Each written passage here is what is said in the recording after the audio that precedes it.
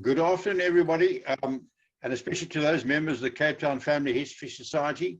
It has been tradition over the last few years that we've always shared our meetings today in Heritage Month, and we've gone to GSSA and they've come to us. So it's a very pleasant afternoon. This idea of the speaker this afternoon was hatched by Pam Beck, and many thanks to Pam. And we organized a nephew of mine, a very experienced nephew of mine, to talk to us today. I'm going to now introduce Tom. As far as I know, there are two famous Tom Slingsbys that I know in the world. One is a world sailing champion with Olympic gold medals and other awards. The other is my famous Tom Slingsby, who's obviously my nephew of UC2, whose organizing abilities led to playing a major role in rescuing damaged documents following a disastrous fire, earning him the nickname of Major Tom from David Brownie's musical Ground Control to Major Tom. Tom started at UCT studying land surveying some 20 years back. Now it's renamed Geomatics. His BSc was followed by an MSc majoring in Geographic Information Systems, which is called shortened to GIS. Tom and a colleague head up the Department of 9 based within the Jagger Library. Now, if you were like me, you would say, what on earth is that? Professor Google describes it as GSS is about uncovering meaning and insights from within data. It is rapidly evolving and providing a whole new framework and process for understanding. So in English, what that means, data is collected. For example, the city of Cape Town has frequent water pipe bursting. So all the data relating to this is collected, the date, the place, etc. It is then placed onto a map in overlays to plot where breakages occur, so it can easily be determined where urgent maintenance is required. Hence, for us, family historians, data could be collected on, say, inherited illnesses and plotted on a map, which would enable descendants to trace family members and to take or to measure succumbing to these illnesses. Tom is going to tell us about retrieving damaged documents and not the causes leading to the fire. But I mention a Slingsby family friend, Professor William Bond, now member of the Royal Society. Incidentally, just to take a brag on the Slingsbys, there was a Slingsby who was a founding member of that society, whose research to these bushfires occurring worldwide required what is called the 30 syndrome. Over 30 temperatures, under 30-degree humidity, excess wind of 30 degrees. The wind speed, this makes for ideal conditions for a runaway fire. Without further ado, I give you Thomas Slingsby. Thank you very much, David, for that introduction. Yes, it was indeed a very strange day for those of us who remember the day of the fire, and the Cape Town conditions were not normal, and that's kind of what led to the disaster that we had. I'm going to talk to you today about the salvage operation, not the fire itself. I'm also going to talk to you about moving the material. I'm not going to focus on any specific collections as such. We're still in the process of what we call the recovery phase, but the salvage phase is over. The recovery phase will carry on for some time. So who am I? Thank you, David, for introducing me. I can skip through this pretty quickly. I graduated from UCT in 2004. Before I'd finished graduating, I'd already started working in what was at the time the ICTS GIS lab, ICTS being our IT department at UCT. A few years later, we got moved into the Faculty of Engineering. And then quite recently, we moved into UCT Libraries in the beginning of 2019. So I'm a fairly new member of the UCT Library staff, even though I've been working at UCT for close to 20 years. What is GIS? David described it very nicely, but here's just a little picture of the kind of things that we produce. So it's essentially mapping, but this is a nice little map of an analysis of people within 15-minute walking distance of a Cape Town library with the dots sized accordingly. This is something called Google Earth Engine, where we take all kinds of satellite data and we analyze it. Here I'm analyzing vegetation health in the Swartland during the Cape Town droughts. And then I belong to a unit called Digital Library Services, and we perform various other things as well. So we're the digitization department at UCT. So we got a lot of questions just after the fire. And we also do data curation and research data management. Those are pretty weird concepts, but basically we deal with the digital version of books. So we don't actually work with the books very much ourselves. So for me to get involved with the archive was quite strange because it's none of the stuff that I would normally work. So the fire, when it all started, the 18th of April, 2021, as you may know, a fire started just north of UCT. Because there was no wind in the morning, the fire just burnt uphill as a fire would. Fire will always burn upwards. It burnt into Rhodes Memorial. The Rhodes Memorial restaurant, very sadly, burnt down. This is an image from later on in the day where you can see the wind direction has changed back to the regular southeaster and the smoke is moving off to the north. What was strange about that fire is it started with almost no wind, moved up the mountain, then a westerly berg wind kicked in, which pushed it straight down into UCT. And then later in the day, it became our regular southeaster, which then pushed the fire around to Phillips Skosana Drive and Woodstock. This is the part that was really important to us at UCT Libraries, the worst case scenario, something that we never thought would happen, something we definitely didn't expect. For those of you familiar with the UCT Upper Campus, the Jagger Library is pretty much in the middle of campus. The fact that it burnt and all the buildings around it didn't was something that surprised a lot of us. But the important point that I want to note here, not so much the tragedy of the event, even though that was obviously the largest aspect of it, was the amount of water that was poured on the fire to put it out. You can see the water around these firemen's feet here. The helicopters actually bombed the building. They dropped their big water buckets on the top of the building to try and put the fire out. And eventually they were able to successfully put the fire out and save the rest of UCT libraries. Jagger was the original UCT library, but these days it's actually quite a small part of the library, even though it housed probably our most valuable collections. Just give you a moment to look at those. So when I say it begins, I suppose I talk about the recovery beginning. The disaster had already happened. That was on the Sunday, the Monday, the Tuesday, the Wednesday were all dealt with trying to establish the condition of the building, trying to figure out, had anything survived? We weren't allowed in until the Wednesday was when the first UCT library staff were allowed into the building. And as you can see, this picture was taken on the Thursday morning. The roof structure was still there. It was considered very unsafe. It was unstable. People were worried it was going to come down. And we had no idea what the state of the basement was like. On the Thursday, we'd had a memorial service and a lot for the first time. I'm not going to talk very much about COVID, but it's important to remember that this happened during lockdown. So none of us were there. None of us were used to being there. We'd mostly been working home for about a year or so. So on this Thursday, we had a memorial service for the library for the very first time. A lot of the staff saw each other for the first time in over a year. And that afternoon, we found out that the building was in fact safe enough and that we could enter the building and try to remove things from the archive. So this is what it looked like on that Thursday. This photo is from a little bit later on, but it's just a sign of the cleanup operations that were required. The ash and the soot on the floor of the library was about, in some places, was up to 2 meters deep, and it was sodden with water. So there was a lot of weight that they were worried about on this structure that was not no longer sound. We received an email at about 5:30 on that Thursday evening, asking us please to desperately come and help start getting things out of the archive. We'd been given permission to remove items, but we had no idea how long or how much access we were going to have. It was imperative that the building be secured and made safe, and that was always going to take precedence over the removal of articles from the archive. So we had to work around the construction crews. That very first night was pretty chaotic. The structure had been made sound. We were allowed in, but by the time we'd actually all got there and organized, it was already dark. The archive itself had no electricity. The floor was wet. We were all running around using cell phone, well, not running, but moving around using cell phone cameras or cell phone torches to see what we were doing. There was no light. There was some method to the madness, but not very much. And it was very much, that first night was just a cherry picking exercise of grab what you can, try and remember off the tops of our heads where the most valuable stuff was and get that out. We had no idea how long we were going to have, how much more time we were going to have to remove things. So it was very much finding what was considered to be the most valuable collections and getting them out as fast as possible. This is an image of the main aisle in the archive. This is the widest piece of road in the entire archive of a very large room. So it was pitch black in there. It was sopping wet. Everything was covered in black plastic because it had been set up for lockdown. So things were covered with black plastic to try and keep them safe during lockdown. So that did save a lot of the material from water damage, but everything was sodden, everything was wet. There was a lot of water in the archive. Here is a little picture of, this is actually a little bit later on during the salvage. This is probably day 3 or 4. These cardboard boxes in the background here, this is mostly what we managed to salvage on that first night.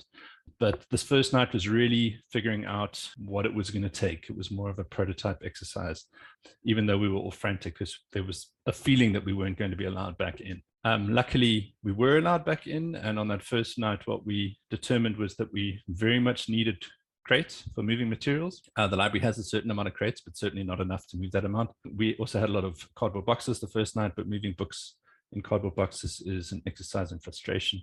They're just too heavy. The bottoms fall out the boxes all the time. Things get damaged. You end up doing more harm than good. Very luckily for us, we put a call out on social media and Pick n Pay responded almost immediately. that next morning, their truck arrived full of folded stackable crates. So you can't really see very clearly in this image, but these crates are all stacked flat, folded flat. So that's a very large number of crates. Pick and Pay ended up donating somewhere between 10 and 12,000 crates for us to use. There were also other donors of crates. I'm not going to mention them specifically, but Pick and Pay was by far and away the largest donor. Those of you who shop in Pick and Pays, if you've ever been into the vegetable section, these crates might look somewhat familiar. They're almost always in the way of what you're trying to get at. I have a new affinity for these crates. Every time I go to Pick and Pay, I look at these crates and I think to myself, yeah, you and me, we've got a lot of stories to tell. And the third thing we figured out was that we were going to need a lot more human power. So this is not from that very first day, but this is a typical example of a team leader with some volunteers. So on that Friday, so the 22nd was the Thursday, on that Friday, we'd managed to get the crates. We had a few people volunteer and we'd started to move material in earnest. It was identified that the AV store, or the audio visual store, which is audiovisual material, is mostly just tapes, so videotapes, VHS tapes, old pneumatic tapes, everything from a big VHS tape down to the little tapes that you'd recognize from an old-fashioned voicemail machine or answering machine. It was just tapes. This whole floor of the archive was all magnetic tapes, and it was also the lowest point in the archive. So this is where most of the water had come to rest. You can see from the railing on the left here that the water comes up to above your knees at the bottom. And from this photo much later on, you can see that everything that was on the bottom of 2 shelves of this entire space was underwater for at least 3 or 4 days. It took 2 days just to pump the water out before we could get in there. So the AV store was identified as the most critical place to clear, especially because the building no longer had a roof on it. And it was April, but there was rain predicted, and we had no idea how much more water would fall and we all kind of suspected it would end up here. We had no idea how deep it would get, but the idea was just, let's empty that first. So this is a picture of me on the first Friday night with my crate full of tapes. You'll notice that it's about half empty. It was important not to overload the crates. At this point, we were carrying these crates up 2 stories. There weren't enough of us to actually form human chains, so we would carry them up one at a time, or at least 3 or 4 people. You'd walk up a ramp, pass to the next person, who'd walk the next ramp. So we couldn't just load them as full as you could, because at that point you would then not be able to remove it out of the building. So through the entire process actually was trying to get people to pack crates light enough for everybody to be able to carry them, rather than full enough to take as much stuff as possible. On this night, what we figured out was we needed a lot more people, and we were getting a lot of offers of help, but as in, I don't want to say any emergency situation, but situations that have been that I've experienced in the past. At this point, everybody's so busy that no one is able to take the time to organize anything extra. Everyone's plates are so full that no one has the extra capacity to deal with something else. But while we were working away in this basement, we were hatching a plan to to set up some forms for people to actually register to volunteer and work for us. So on that first night, while we were pulling videotapes out of a drenched basement, we were also in contact with a colleague of ours who created this Google form where people could register with their name and their contact details, etc. And then a few days later, we realized actually it would be better to use the library's event system. The library has its own event booking system, because this way we could set up automatic email responses to people who registered. We could set the number of people that we were hoping to get for each shift. With the Google form, people just volunteered, and then we had to kind of sort it out afterwards. With the event system, we were able to say, okay, for this shift, we want 100 people. And as people registered, they would get an email telling them the details, where to gather, what they should bring, etc. So that we ended up using the library's event booking system for the rest of the salvage. And that resulted in a lot of volunteers. And this is really when things really got properly busy. Once we started having 100 people for 4-hour shifts twice a day, we started getting a lot of work done. So that's sort of how the whole process started. I'm definitely not going to follow the whole thing chronologically. It ended up taking about 6 weeks, and I don't think we'll manage to get through all of that. So I'm just going to cover the various aspects of the salvage. So that was how things got started. I'm going to talk a little bit about the site. So this is where it happened. I'm not sure how many of you are familiar with the University of Cape Town, but on the right-hand side here is the corner of the Jagger Library building. As you can notice, everyone was amazed that the ivy was still green on various parts of the outside of the building, even though it had gone up in flames. Sarah Bartman Hall, formerly known as Jamie Hall, would be behind us to our left right now. This is Plaza in front of us. This big white circus-like tent was the triage tent, where damaged materials would be taken for treatment. This white crate and this other white crate on the other side here, these were both freezer units, so they're big freezer crates. I'll explain what we used them for later. And then the two blue ones were drying crates, so they were set up with shelves with dehumidifiers inside them. We would pack damp material in there, and the dehumidifiers would run to dry them. Very importantly, this was the little coffee truck that provided free coffee for us during the salvage and pretty much fueled the entire effort. And this building here is AC Jordan, which was formerly known as the Arts Block, if you're an alumni. And because there was no power or water or anything in Jagger, AC Jordan was used as our base of operations. So that's where we kept most of our stuff while we were doing this, where we met the volunteers, etc. Just another quick look at the site. This is from Google Earth, and obviously none of the salvage equipment is set up in this, but just to give you a better idea of what things look like. So the triage tent was about here. We had an area called the middle, where everything was kind of coordinated from, and it was just called the middle or the center. Then here's AC Jordan again. This door at the base here, this is the entrance to the main archive floor. So if you walked in here, you would walk underneath what was the African Studies Library. The African Studies Library started on this level here. Underneath was the archive. Then this space between these two buildings here is a very interesting one.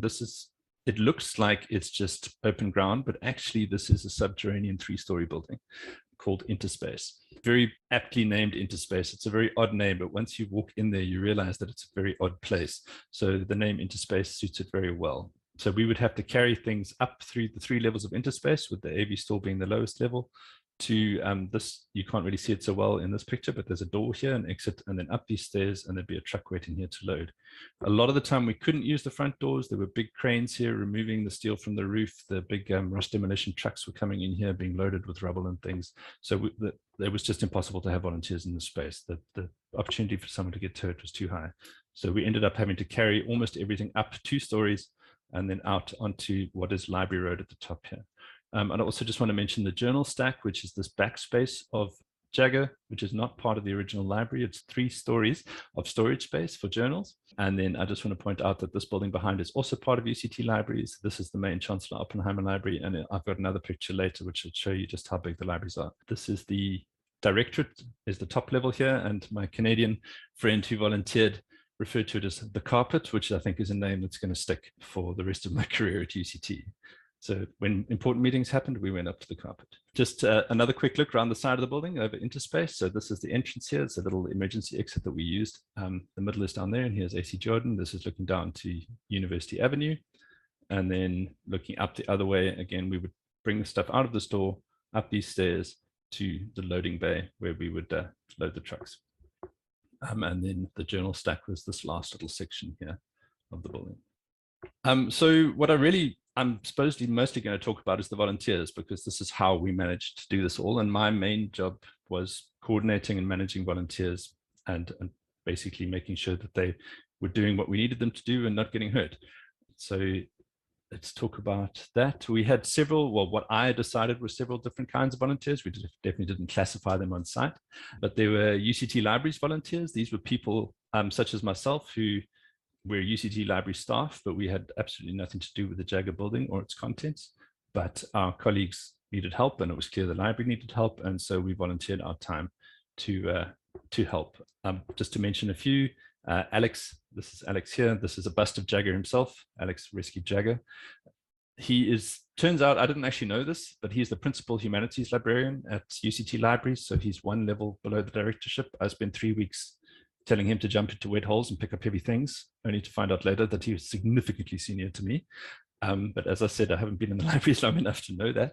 But Alex was very good-natured about the whole thing. He was great. Ingela, who's actually here with us today, she's a music librarian from Middle Campus, but she gave a lot of her time to help and was invaluable in getting a lot of things done. Uct is works in the botany library, which is related to the herbarium, the Bolus Library, which is, it's not the herbarium, it's the Bolus Library, but it has the same name as the Bolus Herbarium.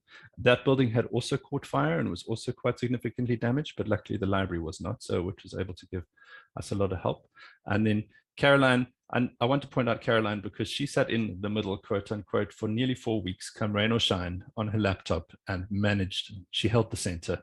For the first week and a half, she had to sit between these 2 huge diesel cranes with their motors going constantly as they lifted things out of the building. She was completely uncomplaining. She was the sort of one stable point. If anybody was lost or didn't know what to do, they could go talk to Carol. Then there were professional volunteers. So these were people who actually had skills that sometimes we didn't know we needed, but they just materialized and appeared.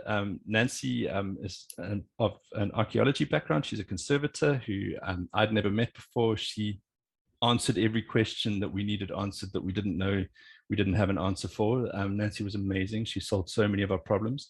She's of British Canadian descent, I think, was hence the term the carpet. Tina Loire was a German paper conservator who flew down from Cologne for 5 days to help us on her own ticket.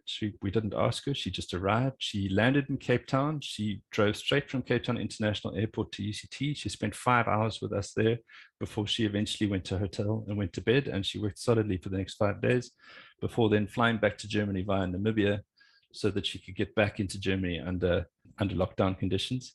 Leslie was a former head of special collections at UCT Libraries who came out of retirement for 4 weeks to help us. She knew a lot of the content. She knew a lot of where the critical stuff was, where the really valuable or in danger items were. So she was very helpful in helping us prioritize how we empty things. And then Katie Gurind is another archivist who's not actually in UCT Libraries. She's works in the Kaplan Center, but she gave a lot of her time to lead. So she and I ended up leading the last 2 or 3 weeks of the salvage. Then there were a lot of repeat volunteers, people who came back every day. Claire was a 79-year-old lady who refused to take any light work or any sitting down job. She was insistent that she should be in the human chain. I'll explain that in a moment. Mandy was an amazing lady who had been unemployed by COVID, and she walked up from observatory every day to help us. In fact, she became so critical to the operation that people just assumed she was part of UCT Libraries. Catherine very similarly also gave of her time every day to come and help manage various areas. Then there were the regular shift volunteers, people who just came once or twice to help us. They were amazing. Without them, we wouldn't have got it done. And then there were a few coerced volunteers. Some of them were staff, some of them were students, people who'd been told to be there. And while they were helpful, as someone who managed volunteers, you could tell a very clear difference between the people who decided to come there of their own free will and people who had been coerced to be there.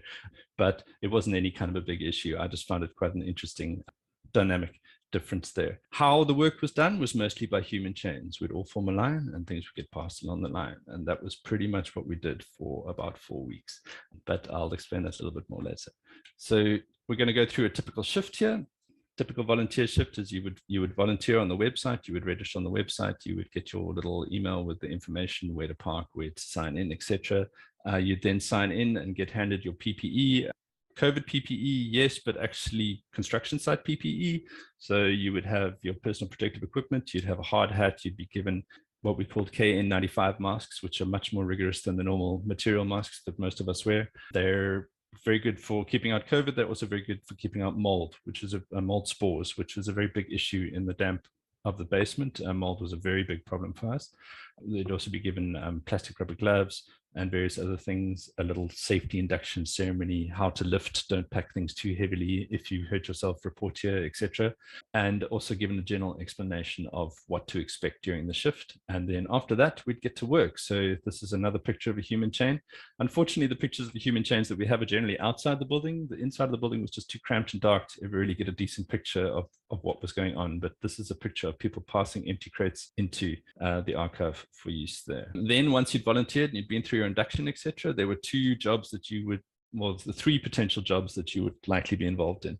One would be moving material out of the archive, and a shift could start anywhere in this process, but generally from beginning to end. We would clean and construct crates. The donated crates were amazing. We wouldn't have been able to do anything without them, but they were often being used on farms or for vegetables, etc. So they weren't very clean, and we wanted to put our nice archival material into clean crates. So step 1 would be to clean and construct the crates. We eventually purchased a high pressure hose to do the job for us. But once the crates were constructed and clean, we'd then form a chain and they would be moved into the archive. We would pack as many empty crates inside into any nook and cranny we could find as we possibly could, because the spaces in there were so small that you could only have one-way traffic. So you were either moving crates in or you were moving crates out. You couldn't do both at the same time. So we would move crates in until we packed every single little nook and cranny as full of empty crates as we possibly could. And then we would start moving them out. So once Once the archive was full of empty crates, we'd then set packing teams. A packing team would, and this is Claire, by the way, the 79-year-old volunteer who would not stop. She was amazing. In the beginning, I was scared. In the end, I was relying on her for a lot of things. So a packing team would typically be 3 people, although it wasn't always. There would be one person who would actually be packing the crates. There'd be another person who would be writing and labeling the crates so that we knew exactly where everything came from in the archive. I'll explain the labeling system a little later on. And there would be one person who would be removing full crates and replacing them with empty crates. So that third person would be the connection between a packing team and the human chain. Once crates were packed, they would be handed back up the chain. So this is just a picture of the human chain. The crates would be coming from all the way down there, being passed hand to hand, up and over and out the main door here. They would then be logged once they were outside because they had 2 potential destinations and we needed to know where every crate was going to. And then they would be packed into a truck and driven off to another site at UCT to be stored. Well, one of the potential destinations was triage. Triage was where any damaged materials went. So anything that was damp, wet, moldy, or damaged in any other way, possibly singed or burnt or covered in soot, they would be sent here to triage, to this large tent, which would be the first processing point. Here you can see a lot of damp, large foolscap material that's been unrolled for drying. The pages have carefully been separated from each other, etc. It's just left out for drying. Here's an example of the kind of thing that would go to triage. So this is a shelf of books in the rare book section. They've got damp. They've actually swollen to the point where they are now stuck in the shelf. They're forcing against either side of the bookcase. You can't remove them without potentially damaging them. And they're very moldy. The mold is a problem. It's toxic. Like you don't want to touch it. You don't want to get it on yourself, and you certainly don't want to breathe it. And we didn't let volunteers handle this kind of scenario. This was the kind of thing where Nancy or one of the other conservatives would actually come in and carefully separate things out and then send them to triage. And then here's a picture of Tina Lua, the German lady from Cologne who came to help us. This is one of the rooms inside AC Jordan where damaged material was taken, and she's sorting it into, is it just damp? Is it actually fine? Or does it need further treatment? So here's an example of what the archive looked like when we walked in. So you can see all this material on top of these cabinets. You can actually see the water dripping off the bottom of this aircon vent here. Everything that was exposed was sodden. Everything that was not inside a cabinet or inside a bookcase had got thoroughly drenched. So all of these materials needed drying. They would go to the triage tent. They would be laid out carefully under lights. At one point, we were actually asking people to please, if you could bring your own hairdryer. And you can see these 2 ladies here are drying these books with hairdryers. So that was one part of, so if something was damp, this would be the process to solve it, would just be to try and dry it immediately. If something was sodden or moldy, what we would do is we would treat it with ethanol. You can see this person here has got what looks like a window lean bottle. We would spray it with a water ethanol mix that would kill or at least slow down the mold. We would then wrap it in cling wrap. We had these huge rolls of cling wrap. We'd wrap it in and we'd then freeze them. The reason for the cling wrap was just simply to stop items freezing to each other so that separate items wouldn't stick to each other when they were frozen. And the reason for freezing was literally just to buy us time. So you'd freeze it, you would slow down the mold, you would stop any deterioration that was happening. And it means that later on, and this process is still ongoing now, things could be removed from the freezers, dried in a controlled environment, in a calm way, without everybody running around with their hands in the air, which was very much the case at the time. So the freezing solution was really just to buy us time. They're still, those 2 freezer cabinets are still up on Upper Campus. They still have material in them, but there's a lot less in them now than there was. So that process is still ongoing. And then I just want to mention Mary Manicki is the head of preservation at the Western Cape Archives and Records Service. The moment that she heard that this had happened at Uct Libraries, she put in for 2 to 3 weeks leave, and she came and spent her entire leave working with us in our triage tent. She's probably single-handedly saved most of the damaged material. She really was amazing. And then, so here she's laying out a microfilm, which would be pictures of old newspapers that you would read in a microfilm machine. And then just to mention that also in triage, we had things like the AV materials. So these videotapes have been opened, they've been cleaned using distilled water, and they're being left to dry to try and solve them. Videotapes is obviously very sensitive to getting wet, especially with dirty water. As soon as those little grains and bits get between the rolls of the magnetic tape, it can cause an immense amount of damage if you then play the tape. So we had to try and clean them as well as we possibly could before trying to digitize them. And if things weren't that damaged and didn't need to go to triage, then they needed to be unpacked, which sounds fairly simple, except that we had a lot of stuff.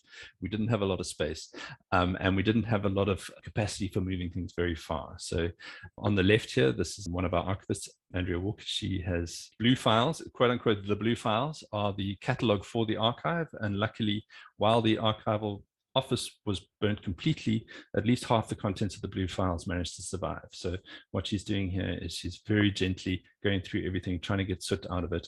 They had to trim the edges off a lot of the pages because they were singed, but this was the catalog for the archive. So this was a very important piece or data set to try and solve.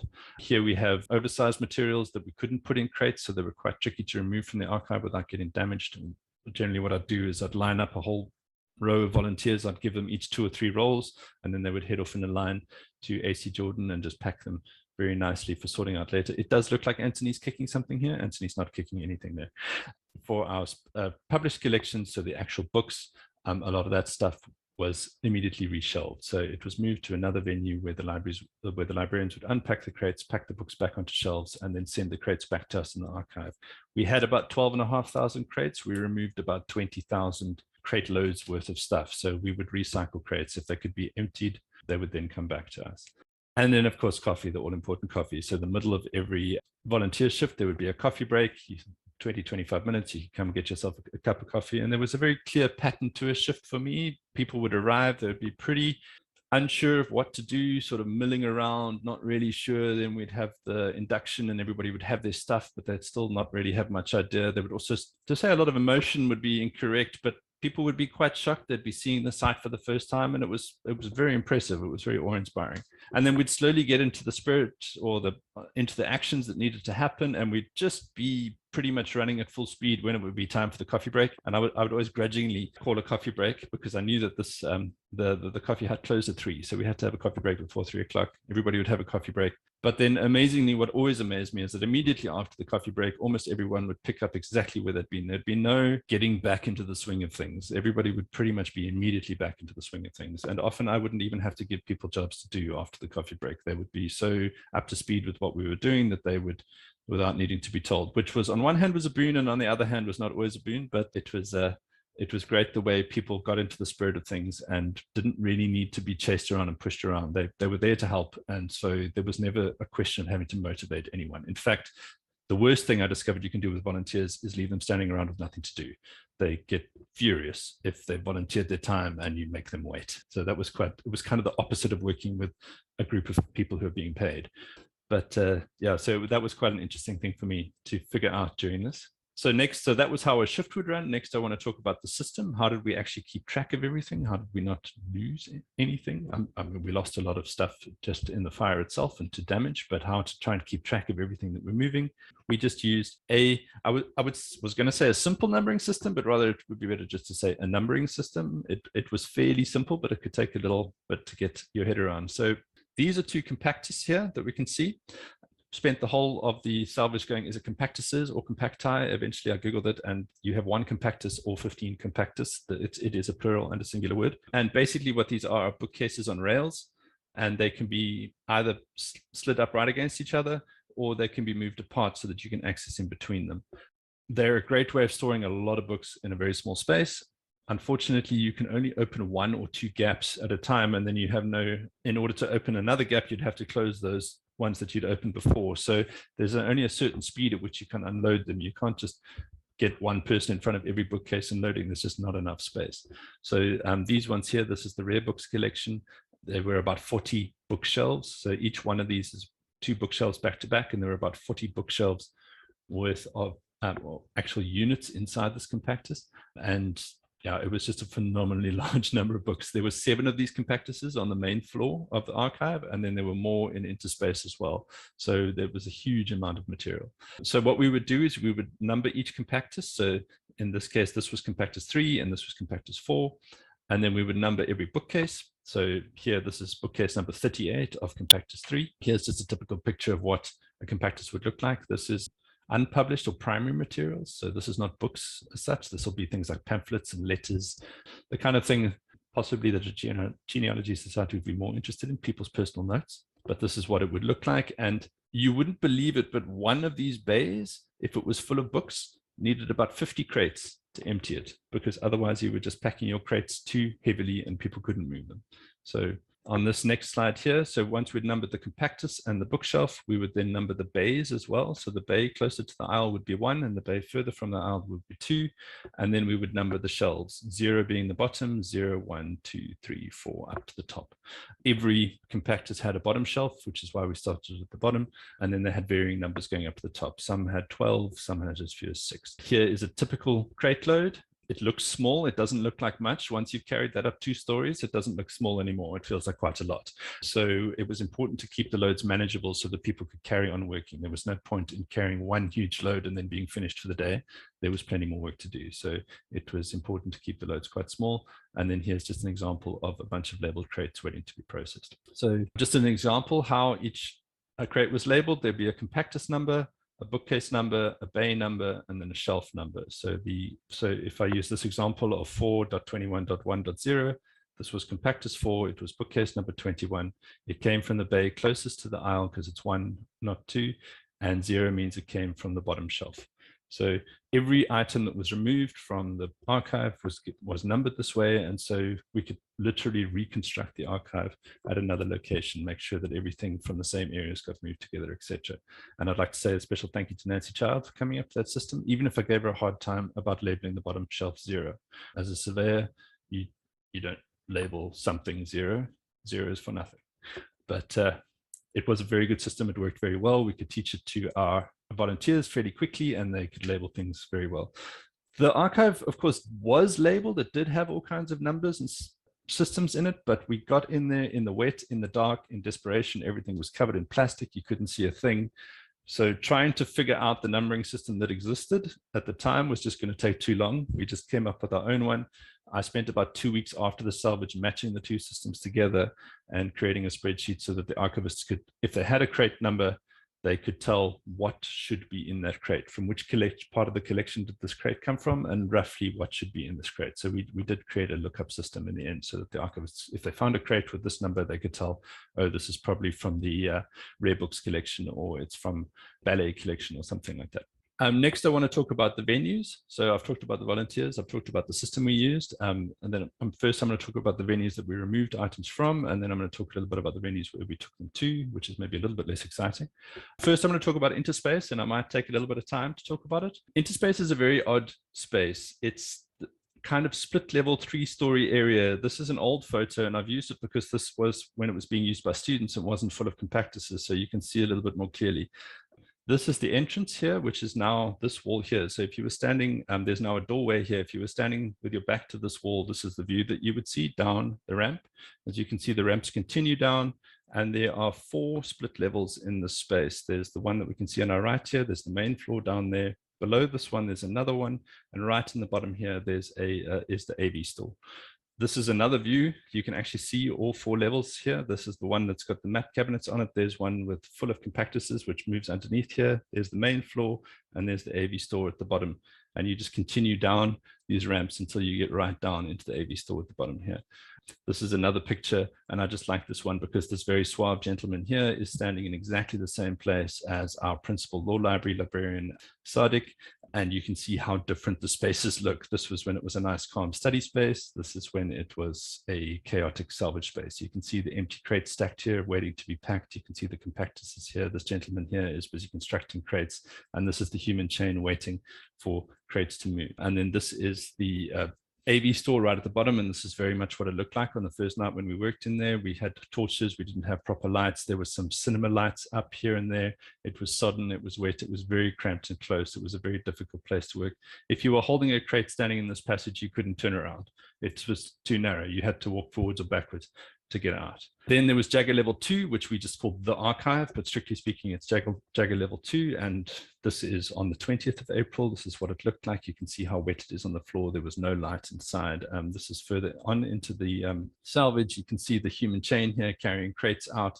These huge fans were set up. Well, they're not very big, but they're incredibly powerful. This was kind of like a secondary ventilation system that was created to blow air into the archive.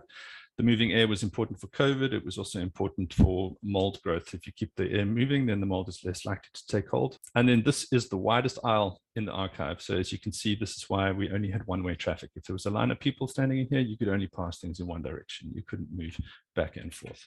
These are the three main aisles of the archive. So this was the main one. You can see the front door in the distance there. In this one, you had two compactuses to your left, the next aisle, and then two more compactuses to your left, and two compactuses to your right as well. One compactus to your right, another aisle, and then two more compactuses to your right. So there were 7 compactuses in total in the main area. There were also a large amounts of cabinets. These were map cabinets, filing cabinets, all kinds of cabinets for holding material. And then, of course, on top of the cabinets, we also had a lot of material.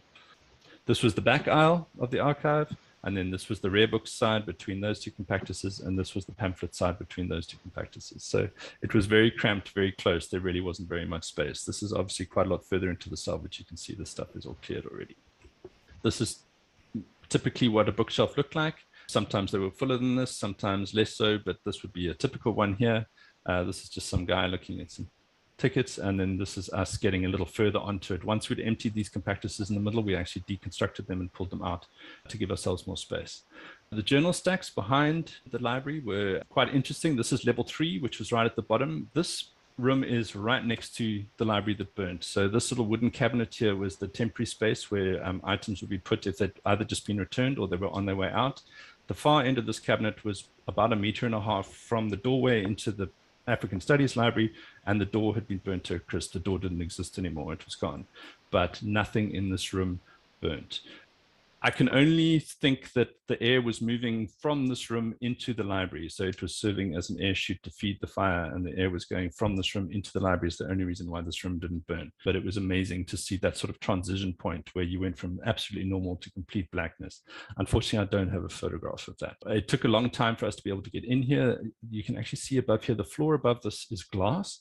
These bookcases go up for 3 stories. So they actually go through the floor, and that's why the floor was glass, so that if you were looking for a book and it was actually on the story below you, you could look through the glass to see if it was there. They were very worried about the integrity of the glass. Had it been damaged? Should we be walking on it? Was it going to come down on us? So it took a very long time before we were able to get in here. This was one of the last parts of the salvage, was clearing this space. Eventually it was decided it was safe and we could get in there. These are some of our engineering students who have been coerced to help us, but they were great in the end. In the beginning, I had to read them the Riot Act, but I'm pretty used to doing that with UCT students. And after that, they were amazing. This was journal stack 4. So this is 1 story above where we were, and you can see here that this got quite singed. There was a lot of soot, there was a lot of blackness on the roof, a lot of the lights had burnt out, a lot of the books were covered in soot. We had a special team of librarians whose job was with little brushes and sponges and cloths was to wipe the soot off every single item that we removed out of here. That was a very big job. Thank you to those librarians, because that was not fun. And then there was journal stack 5, which was completely totaled. So we didn't manage to save anything from this stack. This was the top story. You can see there's the sky. The roof came down. You can see how the bookcases actually melted into these U shapes with the book still on them.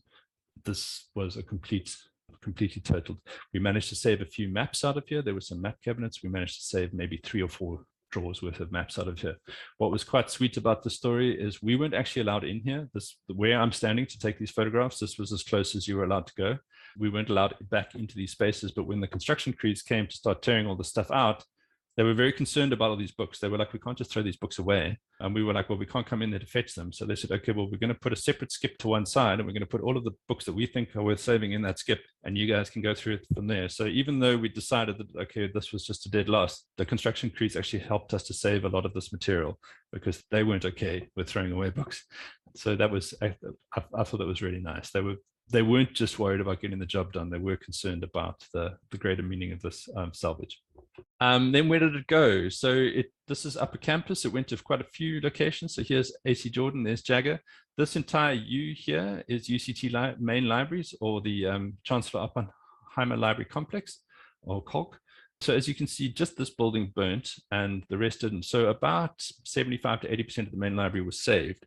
So UCT libraries and UCT in general has faced quite a lot of criticism over the library burning. Yes, it was a huge disaster. It was terrible, but actually most of the library was saved due to the measures in place. So one wouldn't want to call it a success, but there was a lot of good came out of this as well. Where things went to, Immelman 24-hour, which is this grey building here. This is normally a 24-hour study space for students, but obviously because of COVID, it wasn't being used. So we had a large venue where we could put material. The Library Learning Lounge, which is most of the bottom floor of this building here, which is, again, is a study space for students. We don't normally keep books there. And then the Kaplan Center and the Oppenheimer Institute both offered space. One was the Cass Gallery, and in the Kaplan Center, we got to use all the space in their cafeterias because, again, COVID, they weren't being used for anything. In fact, the Kaplan Center gave us a lot of space. So Kaplan Center was where we started unloading things. This looks very organized, but this was a big problem for me. And England, you're in the call. Thank you for reorganizing this space. In the beginning, we just dumped stuff because we needed somewhere to put things while we were taking things out. But as you can see, these crates are loaded too high to be stacked, and they had to be laid flat. And so they're a very uneconomical use of space. What these ladies are doing here is they're unpacking all of these crates, repacking them into new crates, transcribing the numbers, and making sure that they're packed in such a way that they can be neatly stacked so that we can fit a lot more into the venue. So that was ground floor of the Kaplan Center and the cafeteria. We also used the boardroom. All the architectural plans ended up in the boardroom. So there were the plans in the boardroom, which was very fitting. They got unrolled, they got dried. We had dehumidifiers going on in there. And then in the main foyer, we set up a lot of temporary shelving and actually unpacked books into it. So some of the published material went here. So we literally turned their foyer into a library.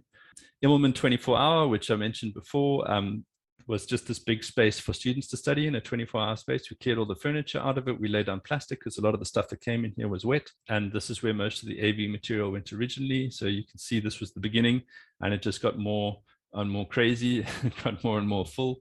And unpacking was not really just dump it and go and get more stuff. There was once things had reached the venue, there was a continual process of going through it, making sure nothing was damp, making sure nothing was moldy. If something was moldy in one of these stores, it would soon start to infect other items. So it was important that this continual process of going through it to make sure that damaged material was removed. This is when Immelman started to get a little bit too crazy. As you can see, we've got these crates are stacked 10 high. UCT Health and Safety came down on us like a ton of bricks. They said you can't have them more than 5 high. They're going to fall on someone's head. We pointed out that everyone was wearing hard hats, but that didn't fly. So we had to start moving stuff out of here again. And that's when Cass Gallery came into a good effect. A nice big open room that had been redone just before COVID. And then because COVID hit, it never got used. So we had this nice big open space, and we started to move a lot of the stuff in there.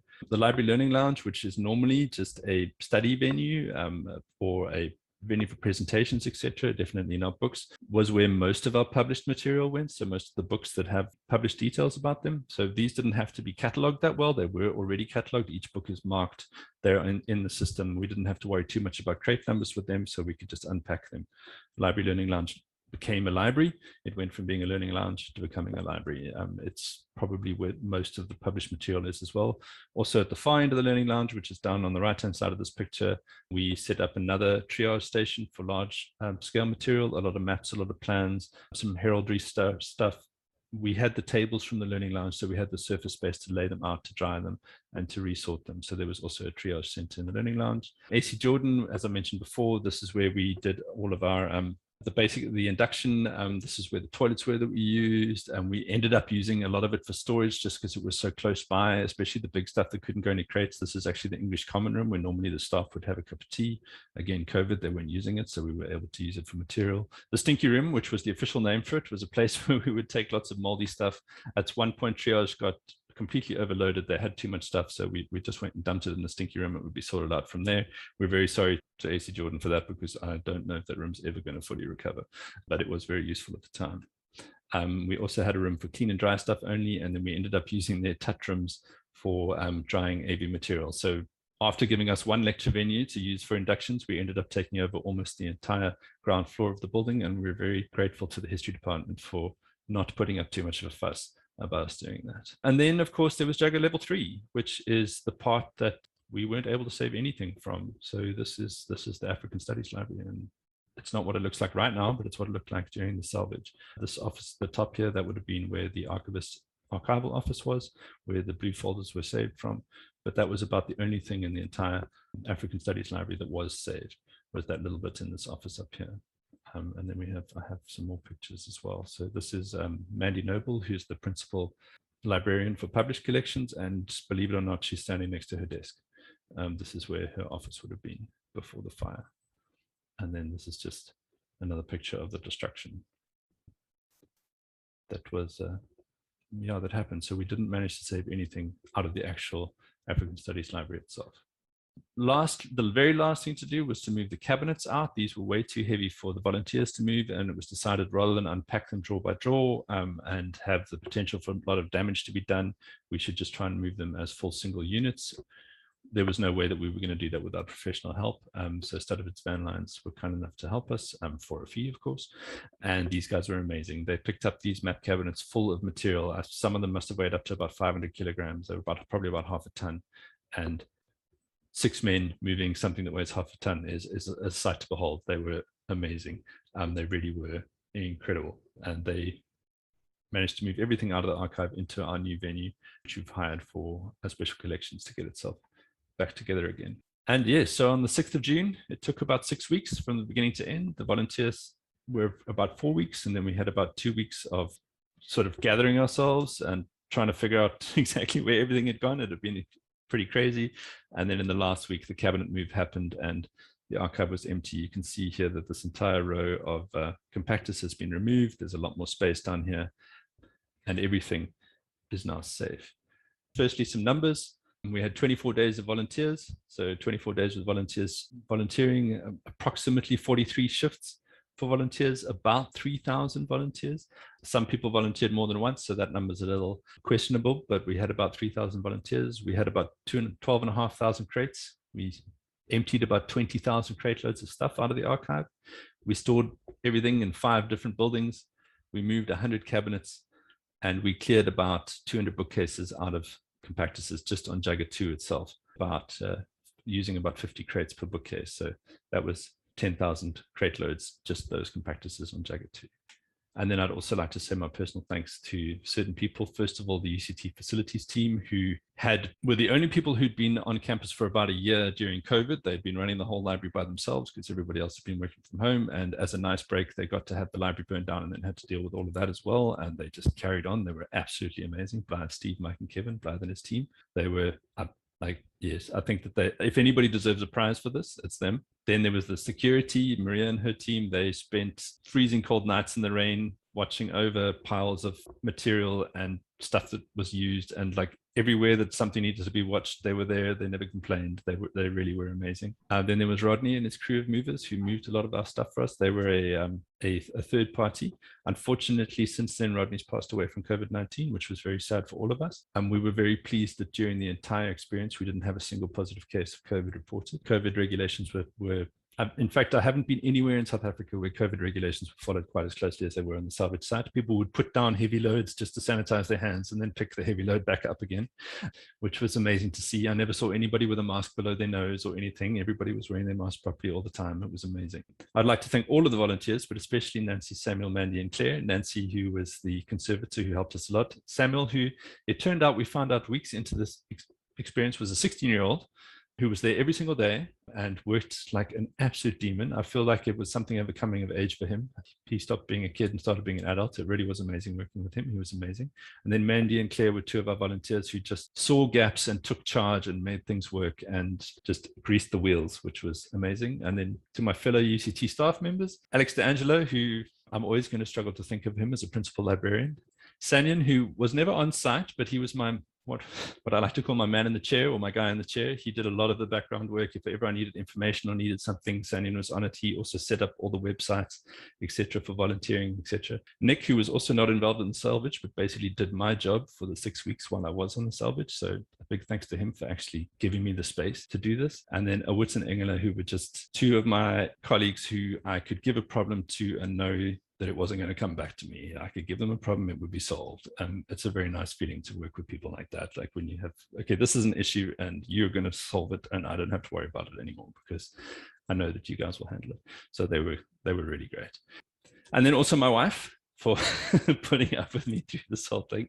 I would get home, and as I got out the car, I would hear the bath running because I would be covered in soot and mold and everything, and the coffee machine would be on. And also just everyone who was generally involved in the process. We found this piece of graffiti written by a volunteer. I'm using one of our cookies on our library wall, but none of us were very upset about it. We feel that it really summed up the process very, very nicely. The spirit that went down was amazing. People were really helpful.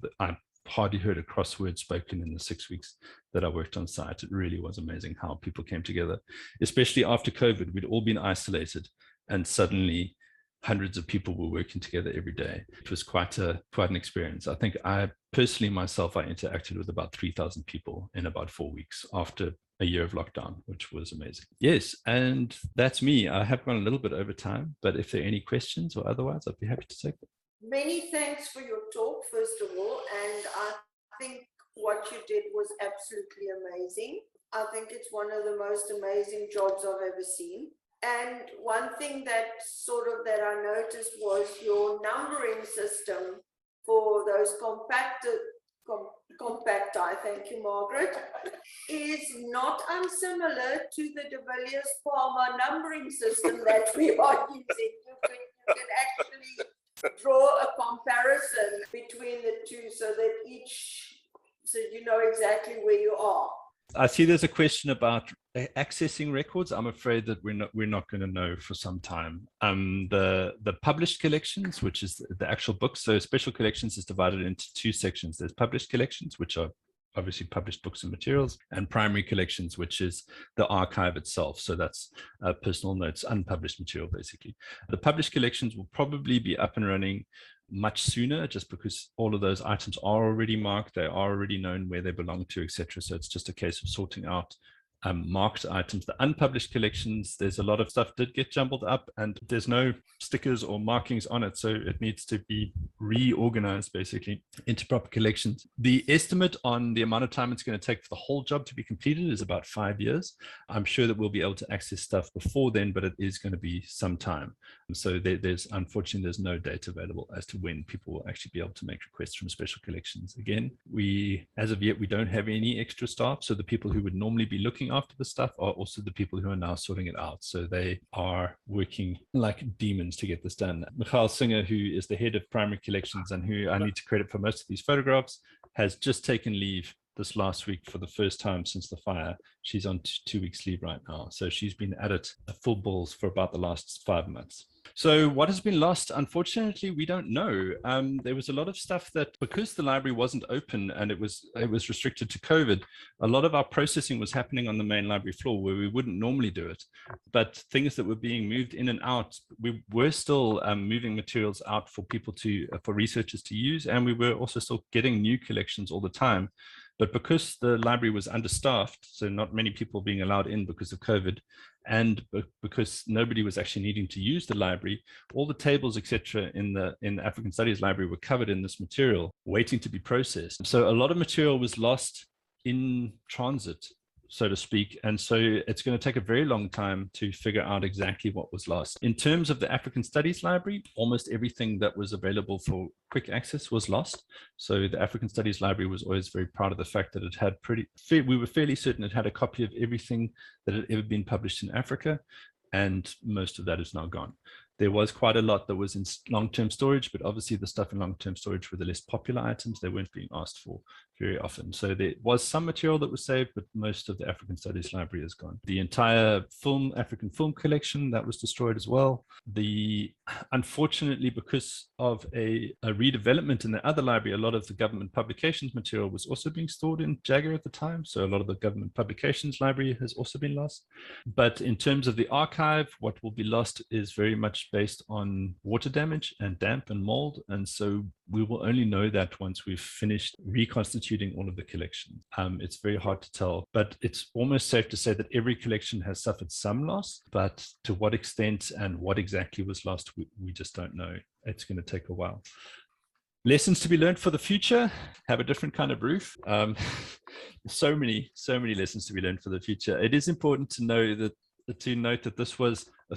this building contained a third of the UCT archive, not the full thing.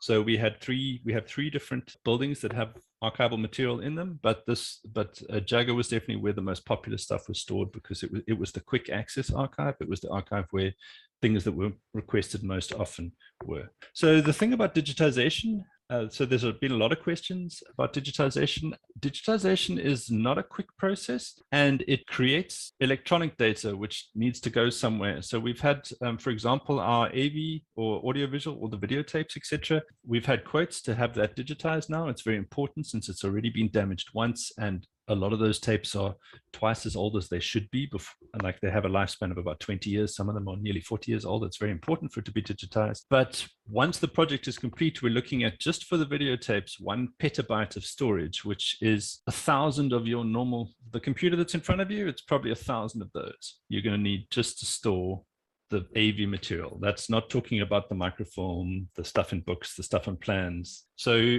while digitization is often seen as a quick and easy solution, it's really not. It's very time consuming to digitize all that stuff. You need a lot of a virtual space to store it on. So you need a lot of hard drive space to store it on. And that also costs. So a petabyte of storage from Amazon, which is probably the cheapest place you can buy storage these days, is going to cost you 30,000 Rand a month. So it would cost UCT 30,000 Rand a month just to store the videotapes. That's not talking about the newspapers, the microfilm, the books. If you look around the world, you'll find very few libraries that have got more than 3 or 4% of their content actually digitized. It is ultimately the goal of every library, I suppose, but right now, the size of the task, the cost of the task, and the technical challenges of the task realistically mean that not very much of most libraries is in fact digitized. So the volunteers were given some recognition. They all received a letter of thanks. They all received a letter of commendation as well from the library.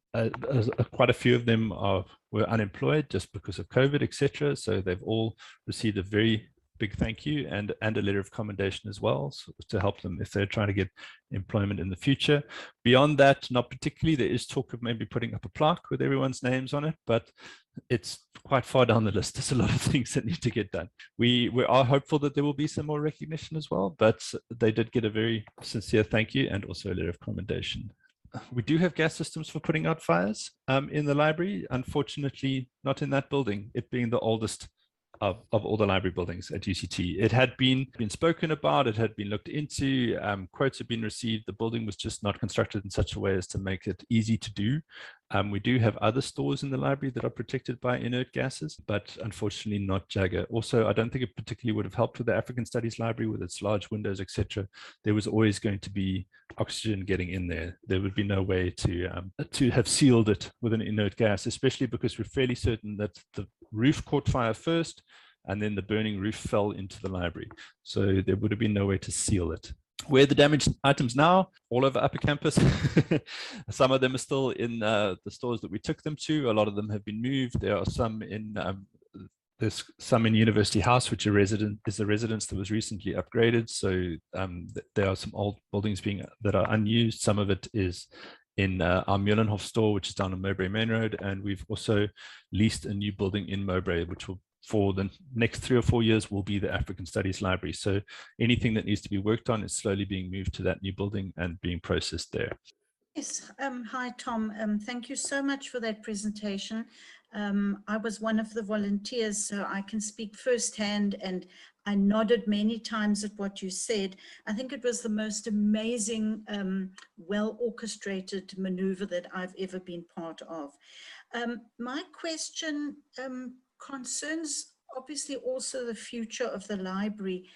I would imagine that there might be an opportunity now to reimagine that space and to design it better for any future disasters. I don't know if that's on the cards or whether the building is limited that won't allow for that sort of thing to happen.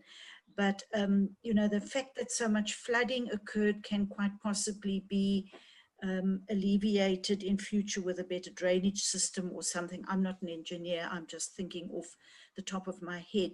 So I'm asking whether in fact you are going to get architects and designers in to redesign that space. So I could tell you what I've heard. I'm not involved in that process at all. So what I didn't mention is that I'm actually a fairly junior member of the library staff. I'm not normally in any of the decision-making rooms. I'm not a librarian as such. I'm a trained engineer, but I'm the equivalent of a junior librarian. So they don't come and ask me questions very often. I just happen to be I think the only member of staff with an engineering degree. And I was up for the challenge. So it was literally a case of someone was needed and I stepped up. With concerns to the plans for the library in the future, I feel like UCT has given themselves 2 years to make a decision. So they do have consultants, they've got designers, their plans are, nothing's finalized yet, but basically over the next 2 years, they will look at various options and they will decide. What has happened is they've secured the building. They've done quite a lot of work to try and make it waterproof again. A temporary roof is going onto it in the near future because the building, every time it rains, the building degrades just a little bit more, plaster falls off, etc. So for the next 2 years, probably not much will happen. It will just be more of a monument. And then after that, there will be a decision made. There's talks all the way from restoring it exactly how it was, which is probably not a great idea, all the way through to knocking it down completely and building something completely new. So at the moment, all options seem to be on the table, and it'll probably take about 2 years to make a decision. The sort of side news on that is good news is every other UCT building that was damaged during the fire is now completely repaired and back into normal working order. So the Jagger Library is the only building that was so badly damaged that it is going to take some time for us to decide how to deal with it. Yes, my other question is, Sandbox issued a statement about the cause of the fire, stating quite categorically that it was arson. But I don't know whether UCT's actually published a statement regarding that. Of course, what you pointed out right at the beginning, Tom, was that the buildings around the library were not burned. So have they got a conclusive reason as to why the library was the only one in that specific precinct that did burn? Not that I have seen. As David mentioned in the beginning, William Bond published an article on fire around about this time with specific relation to UCT. They talk about something called Ember Traps, which is basically these firestorms create burning branches and pieces that fly through the air ahead of the fire. And they land in things called Ember Traps. One of the things that was quite interesting to see at UCT was the trees that some trees burned and other trees didn't. And it was almost always based on species. All of a certain kind of species would have burnt and another species not. And that had very much to do with the structure of their branches and leaves. Some trees would catch burning embers, and other trees, the embers would hit the tree and just fall to the ground. And so those trees that were ember traps burnt, and those that weren't ember traps didn't. It would seem that for whatever reason, Jagger Library was an ember trap. So things that landed on its roof either rolled down the roof into places where the fire then kindled or not. This is kind of the theory. This is not a conclusive, there's no real evidence pointing towards this, but the similar happened on the top of the, what was the botany building? H.W. Pearson. Also, the roof of that building also caught fire, specifically at one end of the building where there was a small patio, and it's thought that that patio served as an ember trap. Things landed there and the fire was able to take hold. Why specifically only Jagger? And not, I mean, if you look at the roofs of the other buildings at UCT, there's plenty of space for other things to get caught as well. It's people speak of it being an act of God, and there is a certain degree where, yes, it was. I think possibly because Jagger's the oldest building, along with the other original buildings on campus, doesn't help. I think that it's been modified so many times that it was never built to a modern building code in the first place. There's probably all kinds of reasons as to why Jagger and not some of the others. Notably, two of the other buildings that caught fire were the two residences, Fuller and what was formerly Smuts, which is now the UCT Upper Campus Res, and they were of the same age. The roof of Sarah Bartman Hall is asbestos, which is a bad thing, but would also account for why it didn't catch fire, because asbestos is known for its ability to withstand heat, and which is the other building of the same age. And then Molly Blackburn Hall, which is kind of Jagger's mirror on the other side of Plaza, it never had the same changes made to it as Jagger Hall did. So it could have been pure chance, or it could have had something to do with the way that the building was altered over time.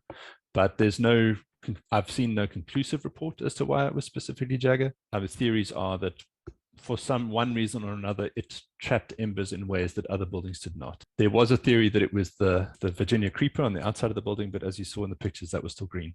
So it definitely wasn't the creeper catching fire. So when it comes to residual spore and mold, the bad news is there's residual spore and mold everywhere. In your lounge right now, there are spores and mold. This stuff, it's a bit like bacteria. It's kind of everywhere. So obviously we take a lot of care. Large spaces were sprayed with ethanol. Of course, you want to be careful spraying ethanol in a building that's just burnt down. a lot of care was taken to control the mold, but mold will form anywhere. So it exists everywhere and it will always form. It's a constant battle for archivists and conservators to fight mold. So it's a war that'll never be won. It's one that we'll just carry on fighting.